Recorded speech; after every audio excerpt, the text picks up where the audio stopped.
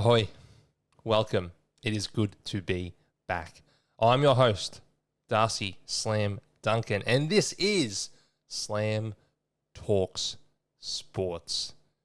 It is good to be back in your ears and in your eyes and in your hearts and in your minds. And this time, I'm in living color on YouTube. Now you're wondering, what's going on here, Slam? What happened to time on? What happened to the stretch mark fours? What happened to the late snap? Well, unfortunately, all my podcast hosts were far better looking, more intelligent, and successful than I am. So they all went on to have their beautiful careers, and I'm still here in my bedroom talking about sports on YouTube. But it's not to fear, everybody. We are going to make this work. Slam Talks Sport is coming at you every single Friday.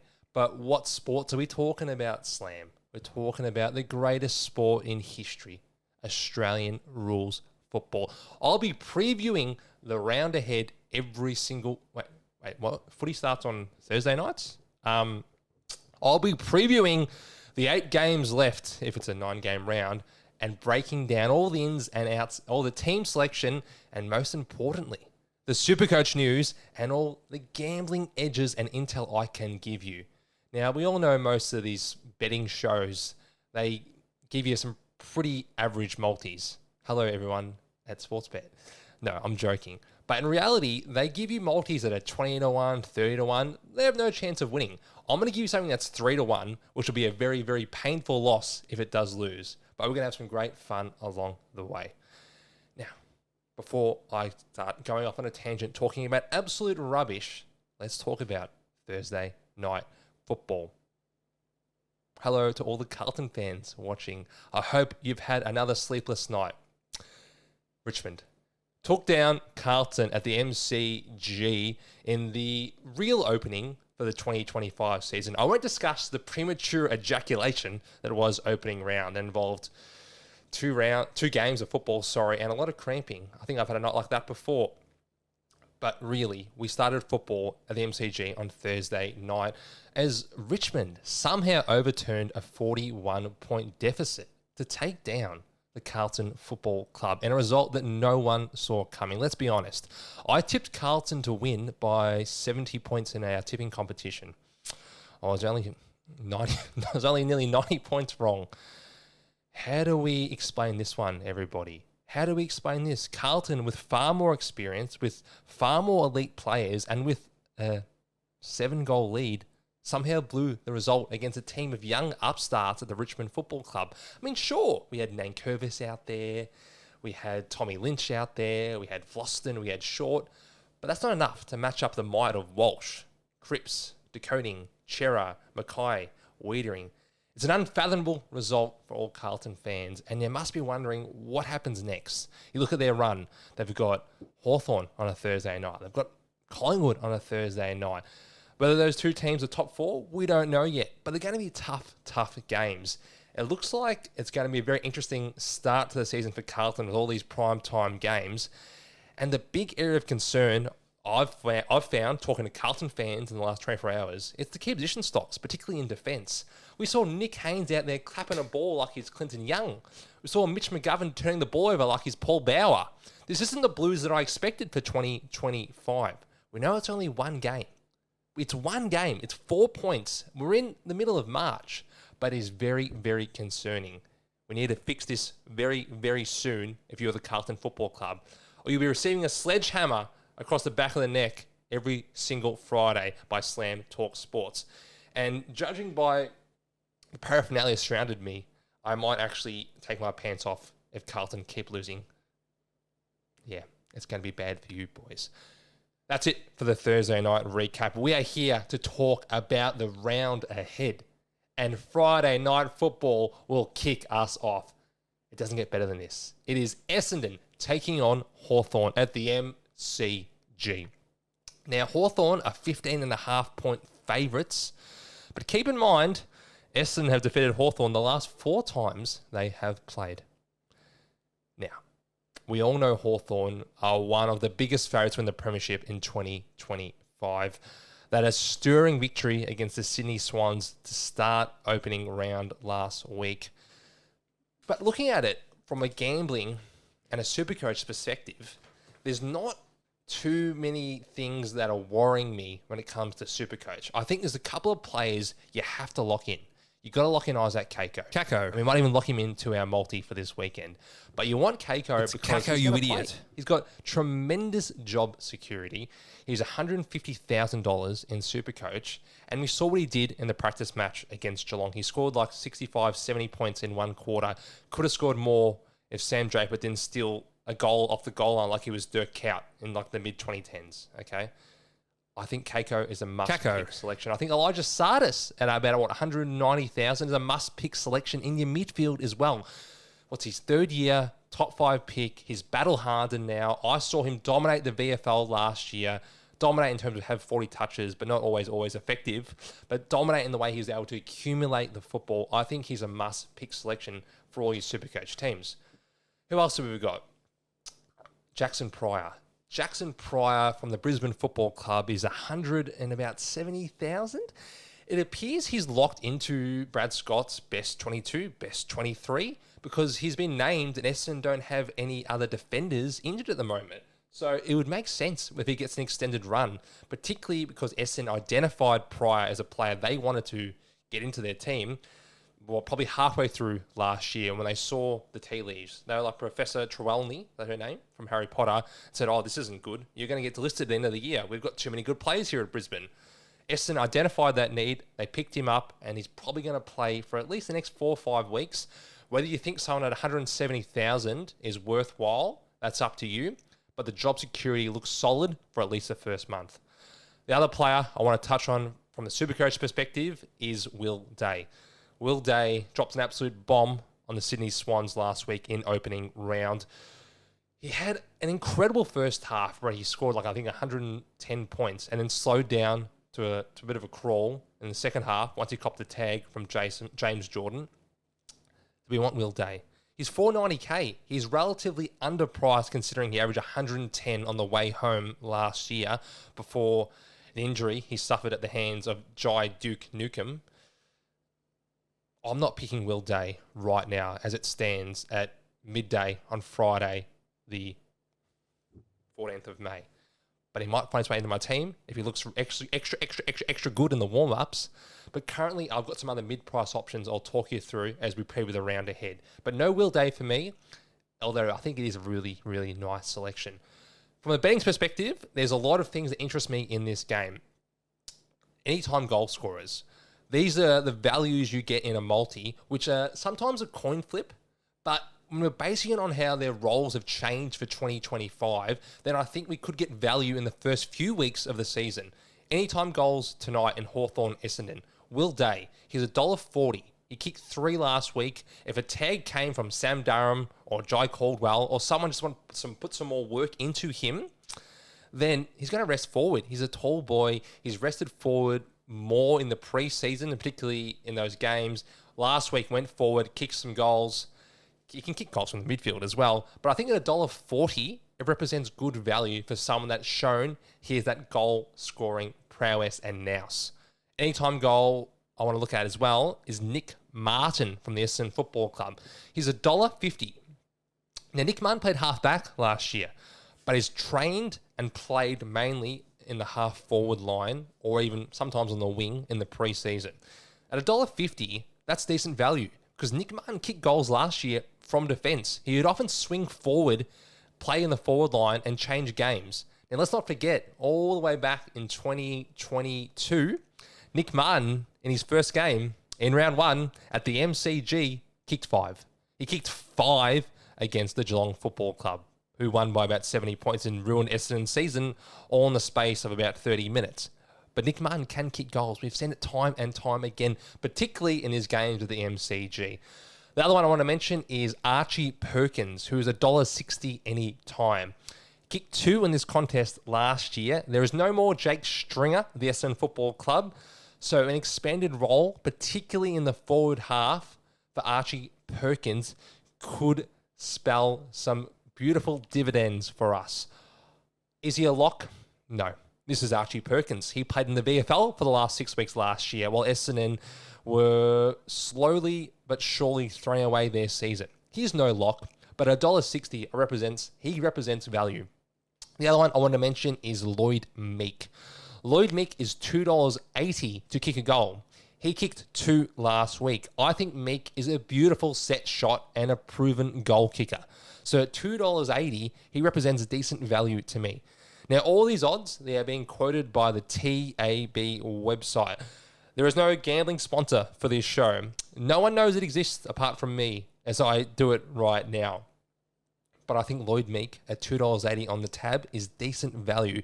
And I think that because he's a bloody good footballer. And I think we should use the tab because tab have a brilliant special this week. It's called Missed by One. When we get into all the disposal bets, you'll see why. Because how often are you left out in the cold?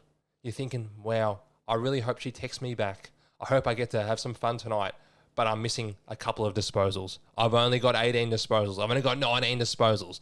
But if you put it for 20 disposals with the tab, you're going to get lucky. You are actually going to get paid out and have a wonderful, wonderful time. We'll move on to the next game. It is Geelong versus Fremantle. Now, the line is 15.5. Fremantle have a really good record at Geelong. In fact, they've won their last 2 games in Geelong, which is something that not many sides have done.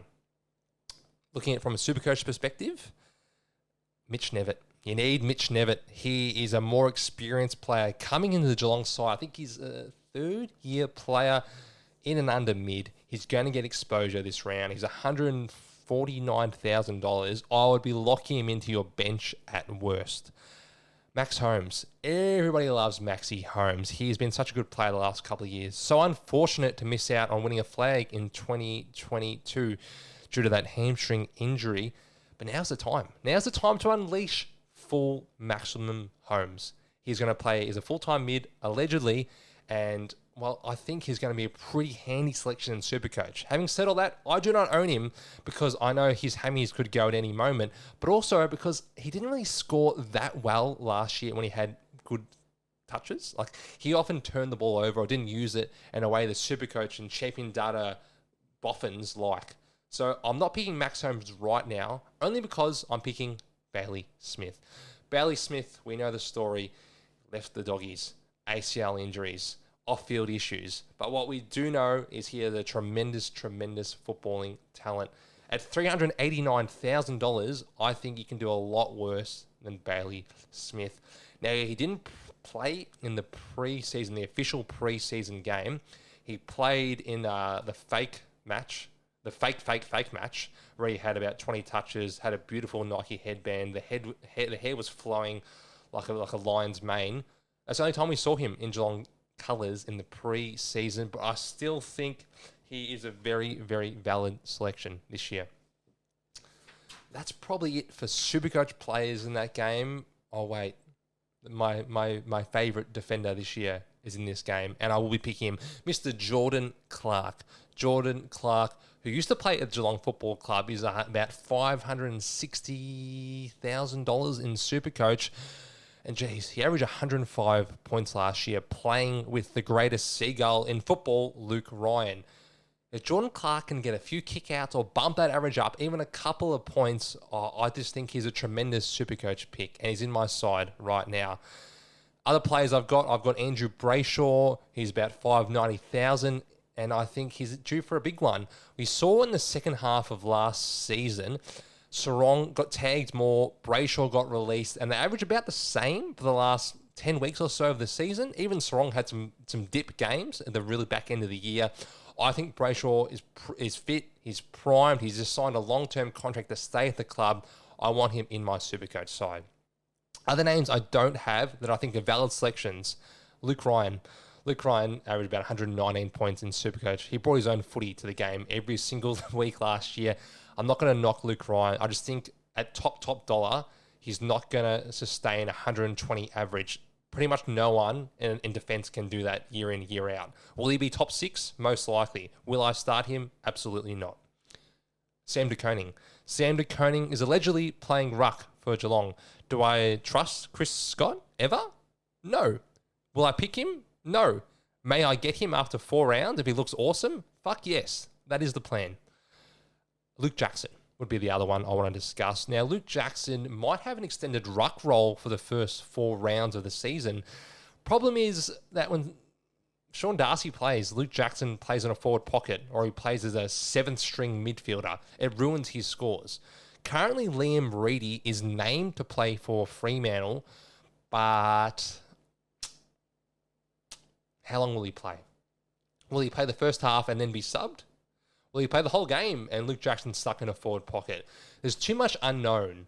And when it comes to SuperCoach, you don't want to bet on the unknown. You want to bet on what you can put and hold in your hand right now. And that is not a Luke Jackson selection for mine, betting-wise.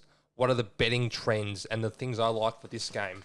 Well, it's going to surprise you, but it's 37 degrees in Geelong on Saturday, so I don't have that many betting tips for this game. What I do like, though, I do like a couple of things. I like Ollie Dempsey to have 15 disposals. Now, you're thinking, Ollie Dempsey, he's not Dangerfield, he's not Smith, he's not Holmes. Well, that's why we're going to get some sort of value, because on the tab, Ollie Dempsey is $1.35 to have 15 disposals. He only needs 14. Last year, he averaged about, 17 disposals. It's a home game. He knows this ground well. And typically, wingmen and young wingmen are some of the fittest players in the AFL. They run up and down, up and down, up and down. Hopefully, come the fourth quarter, he's going to get those touches easily because he's one of the fittest players on the park. And at $1.35, he represents value compared to some other selections. Who else do I like? I like Josh Tracy from the Fremantle Football Club. Now, Josh Tracy would have been All-Australian last year if he didn't get injured late in the game against Essendon in about round 20, 21. Unfortunately, that injury derailed Fremantle's season, and I don't think they won another game after that. Josh Tracy is fit. He's firing. He kicked 2 in the practice match against Melbourne. Traditionally, one of the best defenses in the league. I know it's the practice match, but the reason why I like Tracy is because he was the most accurate kick in the league last year. He might only need 2 chances and he can kick you 2 goals. And at $1.90, I think that represents decent value in this game. We'll move on to... what's the other day game? Oh, wait, there is no other day game. There's a twilight game. It's the grand final rematch. Sydney taking on Brisbane at the SCG. The line for this one is, if I can find my piece of paper, is 4.5 points to the Lions, who are favourites. Interesting. Team news, Taylor Adams is out. Angus Shuldrick is out. So obviously that means that Sydney are fucked, right? Wrong. Sydney have a massive chance to win this game. They still have a huge chance because they're usually so good at responding after a bad loss. Other team news, Levi Ashcroft. He is the sub, most likely, according to Tom Morris. By the way, have you seen the rug on Tommy Morris? I mean, that thing doesn't look natural. It looks like it's still mooing. Good on Tommy. I mean, if that's what he needs for his own self-confidence, sure thing, chuck the rug on. But if you look at Footy Classified, it's like a before, middle, and ending photo when you've got him, Rory Sloane, and James Hird. It just doesn't look good to have people with such long, flowing hair next to you. It makes you look like me, Tom. Okay, you don't want that. Getting back to Sydney versus Brisbane, SuperCoach.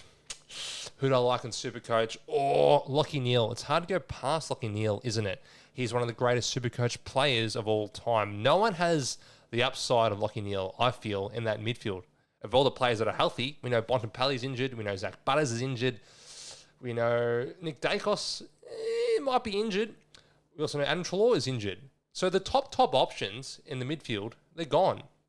That's why I like Lachie Neale, because you need safety, you need security, you need a bloody vice-captain score as well. So I'll be picking Lachie Neale at this stage. Dane Zorko? Anyone like Dane Zorko? Everyone's got him. Everyone I know that's got him.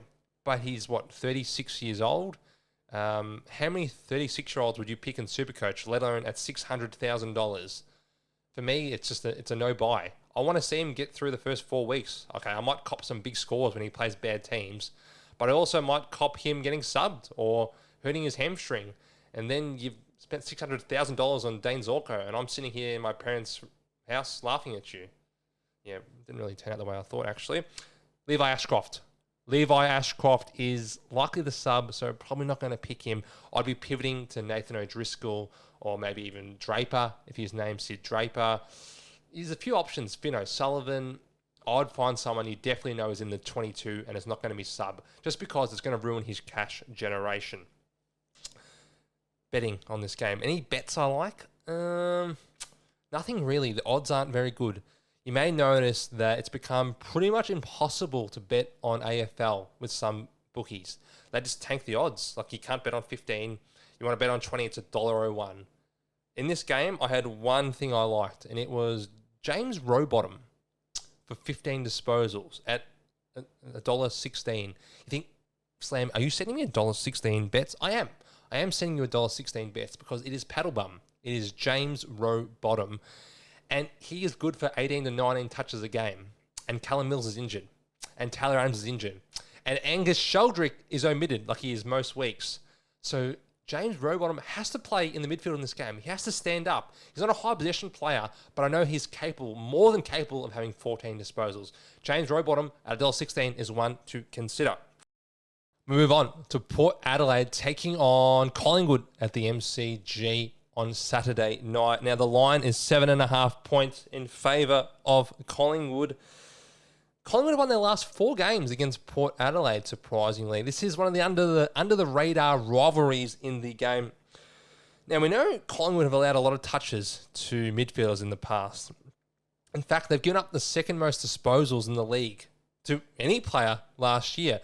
The only club that gave up more was Richmond. And we think Collingwood can win the flag this year. Anyway, if you're looking at Port Adelaide's team, there's no one really to bet on from that perspective. From a SuperCoach perspective, though, you want to pick Jason Horne-Francis. I think everyone's going to pick Jason Horne-Francis in their team. He's, $525 grand. Zach Butters is out for the indefinite future, at least the next month or so. And Pies got up a lot of touches to midfielders. And he could potentially be the best forward in SuperCoach. So I think he's just a must-pick player. Connor Rozee. Connor Rozee is good value at $529,000. The issue is he had a slight injury in their Pracky game, and he gets injured every single year. And Port Adelaide lie about it every single year. So from a personal perspective, I will not be picking Connor Rozee. But I understand the value in it and the fact that Collingwood get murdered by midfielders most weeks. Look at Finn Callaghan last week. Harry Perryman. Harry Perryman represents good value at $417,000. I just don't know what happens when DeGoey comes back in and they start maybe moving some pieces in the midfield. But for now, he looks locked into a midfield role. He reminds me a lot of what George Hewitt did a couple of years ago when he first got to Carlton. In and under, tackler, hardball gets, handballer. Just get it out to Dacos. To Dacos Scissors. Just get him out to both of them, and you should be all right in SuperCoach. So I think Perryman is a valid selection. Ed Allen. Wait, Ed Allen got dropped? Wait, why would Ed Allen be dropped? Collingwood didn't make finals last year. And he's a top 20 pick. And he had 20 touches in his last 2 games. And he's good. Okay, we'll move on with that one. From a betting perspective in this game, Perryman, 20 touches is $1.50. Had 27 last week. Not bad, really, if he's going to be playing an inside midfield role. That seems pretty solid. Jack Crisp for 15 touches is $1.13.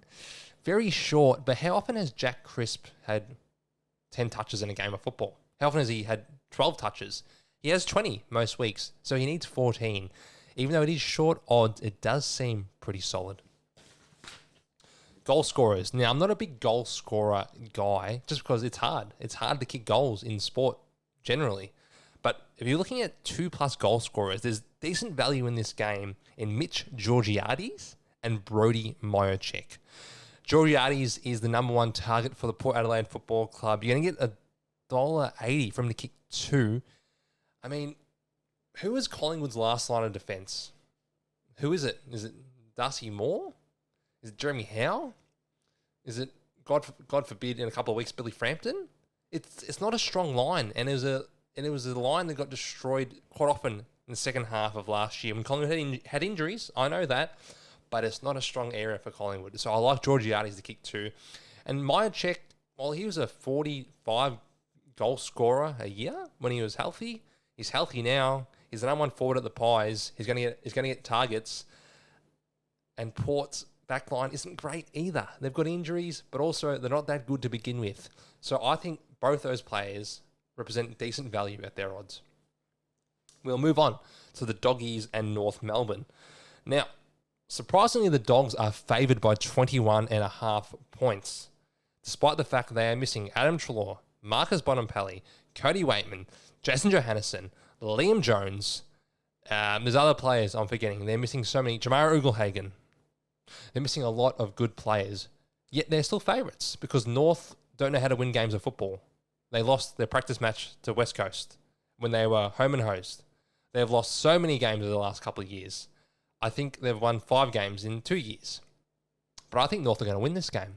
Crazy as it is, I think North will win this game. They've got too much depth in the midfield, and they've got too much top-end talent. From a Supercoach perspective, we're all picking Caleb Daniel, aren't we? He's so underpriced at $269,000. He's going to rack him up off that half-back line. We saw Aaron Hall do it. We saw Jack Zeeble do it. We saw Harry Sheasel. Yeah, I think he did it as well. I think he did it. I think he's still doing it. I think he's still racking him up for North Melbourne. But I think Caleb Daniel will chop up off that half-back line and have a ripping year for North Melbourne. Tristan Cherry. Cherry was the best ruck for Supercoach for the last 10 weeks. Probably the best player for the last 10 weeks. I personally don't have him in my side right now, but I think he's going to be so good this year. He's such a good player, and he doesn't need hit-outs to score his points. He gets them from tackles, from handballs, from ground ball gets. He is a tremendous player and probably an upgrade option for me once I get a little bit of money in the bank. LDU, Luke Davies-Uniacke. Not going to knock you for picking LDU. His potential is 115 plus. He's got to stay on the park. We know how good he is. It's a contract year. We think he's staying at North, but I've got other options slightly ahead of LDU, but I cannot knock you for picking him in your starting side. Harry Sheasel. I could talk all day about Harry Sheasel. He has won me so many games in Supercoach over the last couple of years in all different formats. He's a must pick. He's one of the few locks in this game. You need Harry Sheasel in your defence. He is going to dominate this year and be a first-time All-Australian. Riley Sanders. Riley Sanders got bevoed last year. He got bevoed quite badly, actually. He's now 370-ish forward in Supercoach. I'm not going to say don't pick him. I just don't trust Luke Beveridge. I don't trust where he's going to play him. I don't trust how many minutes he's going to get. He's just someone that has red flags on him despite the obvious talent. Joel Frazier. Joel Frazier is one that's been popping up in the last couple of weeks. He might get midfield time. He might get some kicks off the half-back line. He might get kick-outs. Well, Bailey Dale is playing for the Dogs, so he's not going to get that many easy kicks on the half-back line. Matt Kennedy's playing. Riley Sanders is playing. Libba is playing. Do we know for sure Frazier is getting extended midfield minutes? We don't. We'd like to, but for now, for me, he is not a pick. He's not a starting pick. I'd like to be proven wrong. He looks like a tremendous player. He dominated in the under-18s from centre-half forward. He can play every position on the ground. I just don't know whether he can survive Luke Beveridge. Last one I want to talk about is Sam Davidson. We should all have Sam Davidson in our teams. He is bargain basement price. He's going to play on a wing. He's going to rack them up. Doggies have a million injuries. He is guaranteed to get a gig and score some points and make some money for us. Speaking of making money, is there anything I like in this game from a betting perspective? There's 2 things. They're both North Melbourne players. It is Caleb Daniel against his old team for 25 disposals at $1.38. Now, Caleb was getting around this mark for the Doggies, and he wasn't playing in the same role. He was playing all over the place. You had Bailey Dowell taking kicks back there. You had Bont doing whatever he wanted. You had Jack McRae. You had Treloar. All these pigs. No. All these pigs just taking the footy off him. At North, it shouldn't be the case. He should be able to run his own race. 25 touches, $1.38. It's not bad. Also, Luke Davies-Uniacke for 25 touches at $1.22. Seems pretty good to me as well. This guy is a Rolls Royce. He's going to have a lot of the pill, and the Doggies are missing so many midfielders. So unless Bevo put like a hard tag on LDU to curtail him, which would seem dumb because they've still got Luke Parker, they've still got Harry Sheasel, they've still got all these good midfielders, it wouldn't make any sense to me. So LDU for 25, I think that's pretty solid as well. We'll move on to Sunday. It is Adelaide taking on St Kilda. Now, we know Adelaide are clear favourites in this game, but from a team perspective, there's one name that stood out to me from a SuperCoach betting perspective, all of them. I want all of them. I need to know all this about this man. The player I am most interested in is Hugo Garcia. He's named to start centre, which means on ball for the St Kilda Football Club in Adelaide on Sunday. Now, this is a player that got the vest a lot last year. His minutes were messed around with all the time, but it looks like Ross and St Kilda are giving him a larger role this season. I like him. I like him a lot. In SuperCoach, he's 248,000. It's an awkward price, but if he's going to play in the guts, he's going to make you 100 grand, and you're going to feel good about him on your field week to week. From a betting perspective, I like him for 15 disposals. He's, I think, $1.22 for 15 disposals. He was having 18 in the Pracky match. He was having around 15, 14 in games he was the sub. He would come on and have an instant impact. If he's getting full game time, then I really love him for 15 touches, and that will be in Slam's weekend multi. Anything else from this game? There's just one man I want to pick. I want him to kick a goal this week, and I think at $1.17, those odds are pretty good. Is the Phil Seeker himself, Riley Phil Thorpe. He is $1.17 to kick a goal.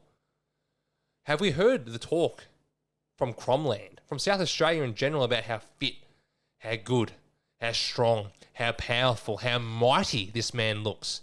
We know he's only 22 years old, but we also know he finished last year very strongly in that last month, averaging around, I think, 85 SuperCoach points, kicking multiple goals on multiple occasions. I need one. I need one goal from you, Riley. That's all I'm asking. 2 goals is about $2. Not bad if you like that sort of thing. I'm more of a anytime goal scoring guy. So 1 goal from Riley Philthorpe, that will do me well in the weekend multi. Second last game we are looking at is Melbourne taking on GWS at the MCG. Now, I don't have any real betting intel for this game because the team news, which I've seen just now, has rocked me. It's floored me to my utter core. Melbourne have 6 players that have never played for the club before. 6. Now, usually if that happens, you can't win. If this happened in season, you'd kind of be screwed. But because it's round 1, I give Melbourne a chance. They are the underdog in this game. Now, Melbourne's debutants are as follows. Jack Henderson, Harvey Langford, Xavier Lindsay, Matthew Jefferson. Good to see him finally playing. Harry Sharp and Aiden Johnson. For all the super coaches out there, Jack Henderson was one of the best players in the VFL last year. He is bargain basement price. Harvey Langford was a top 10 pick. Looks like an absolute jet in the making. He's about 180,000. Xavier Lindsay is a bit cheaper than that. Another top 10 pick. Matthew Jefferson, former top 25 pick who they've been developing slowly. I mean, it's been developing longer than season 3 of Euphoria, but he's finally ready to debut. Harry Sharp, former Brisbane Lion, debuted at Geelong one day, on I think a Thursday or Friday night.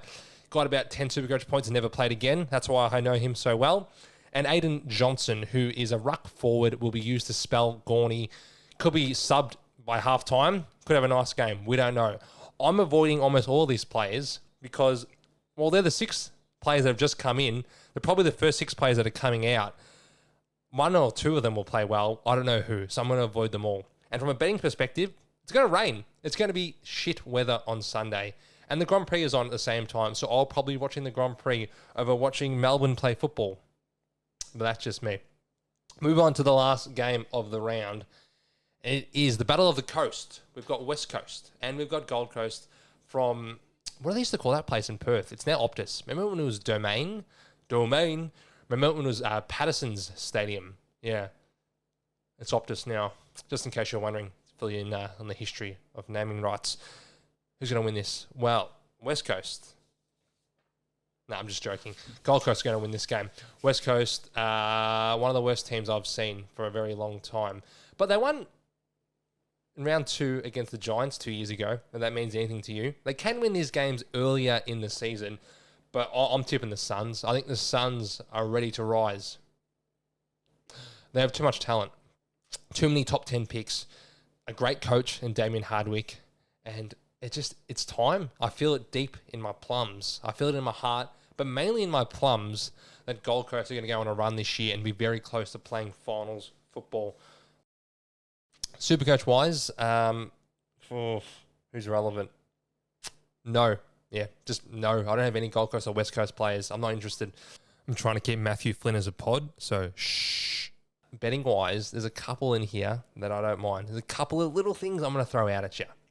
Jack Hutchinson, I think top 3 pick in the mid-season draft last year. We thought he was a forward. We thought he was a tall forward or a third in-betweener. He might be a midfielder. He might actually be a centre bounce midfielder because he is named starting rover for West Coast. You can get him for 15 touches at $1.95. For me, that represents incredible value. He had 24 disposals in the last game of last year against Geelong in Geelong. Now, that game meant nothing for both sides. It really didn't mean a lot. He went and did what he wanted, but he had 24. So that shows me that West Coast think they have something here as a midfielder. And we just know how badly they've been beaten in the midfield. Elliot Yeo is still out. Tim Kelly doesn't feel like playing football at the moment. Like, he's playing, but he doesn't really feel like playing football, which is sad to hear. He's such a great player. But Jack Hutchinson, he might be the one. He might be the one that kickstarts this whole damn show, this whole damn movement to be betting on players we don't really know to have 15 disposals. I also like Jed Walter anytime. He's $1.40 to kick a goal. This was pick 2 in the draft. Can he get a cheapie? Can he get one over the top? Can he not get subbed by 3/4 time? These are the questions we must answer. At $1.40, that's decent value. And the other ones I like, which are just garbage odds. I mean, they're pure garbage odds, but they should happen. Liam Baker, 15 touches. William Powell, 15 touches at $1.13. Really, really disgusting, derelict odds, but they both should happen. Well, that's it for the preview. Now it is time for Slams Weekend Multi. Let's go. These are the legs that will win us a little bit of money. Enough money to pay for dinner on Saturday night. On Sunday night, when you're sitting at home watching maths, thinking, why the hell am I watching this? And enjoying your Uber Eats, you can thank Uncle Slam for winning you $40. We start with Jai Caldwell, 20 plus disposals. Jai Caldwell, inside midfielder for the Essendon Football Club, should have 19 touches easily unless he has a full-on tagging role, which he hasn't done in recent times. I love Jai Caldwell. Isaac Kako from the Essendon Football Club. It's Kako, you idiot. Now, I'm going to cop some flack for this one. He's $1.30. That's pretty short. I know. He's never kicked a goal in his life. Well, this is not a real goal. He's kicked probably 100 goals, 1,000 goals in junior football. But at $1.30, I just think he's 10 to 15 cents above what he should be. And in football, small margins mean a hell of a lot. Look at Bobby Hill or Jamie Elliott kick a goal, and they're $1.15. Isaac Kako should get chances. He should get a lot of chances, and he's $1.30. I'm putting my neck on the line. All right, I think he kicks one tonight against Hawthorn. Ollie Dempsey for 15 touches against the Fremantle Football Club. We talked about this one earlier in the show. I think that's great value for a player that should play the full game and is a tremendous two-way runner. James Rowbottom, Mr. Paddle Bum himself for 15 disposals. Short odds, should be a lock. Hugo Garcia for 15 touches. Now, this hasn't hit that often because Hugo has often been the sub or barely in the side or playing on the bench. But I think an expanded role is on the cards for him this year for the Saints. 15 touches in round 1 should be pretty solid. And finally, the Phil Seeker himself, Riley Phil Thorpe, to kick a goal anytime at $1.17. Put all those together, you're going to get about $3.85 on tab. Chuck a boost on it, chuck a multiplier, whatever they call it. You should get 4 to 1. $10 on that, that's $40. That's paid for your dinner. That's paid for your chips and Coke at the footy. $20 on that, if you can afford it. Well, that's paid for you to go to 2 games, so you can enjoy your side and you can hate watch Carlton the other time. So thank Uncle Slam for that one. Well, that is it for episode 1 of Slam Talks Sports. I hope you liked it. I hope you subscribed it. I hope you commented on it. And I hope you have a lovely, lovely weekend. And you enjoy the start of football season. We are fully erect now, everybody. The days of opening round are in the rearview mirror. Just give me all the football I can possibly handle until I asphyxiate and do it all again next weekend. If you have any tips, you have any tricks, you have any suggestions, let me know. Let me know in the comments or just email me, DM me. Just yell at me from outside your window, "Hey, Slam, we needed more talk on Nate Caddy." And I'll agree with you. We didn't talk about Nate Caddy at all. But when he kicks 5, we'll talk about it next week. Love you all. We'll see you soon. We'll be back next Friday. Catch ya.